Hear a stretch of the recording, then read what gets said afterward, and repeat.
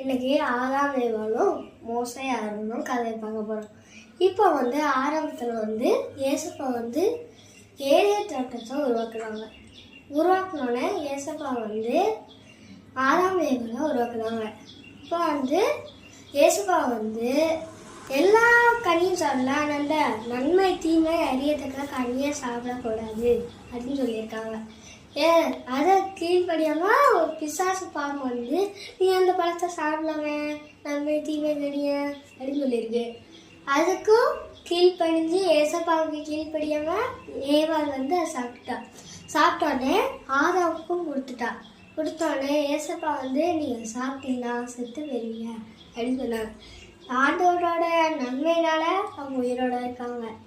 அடுத்தது ஏசப்பா ஏழை தொட்டு துரத்திட்டாங்க.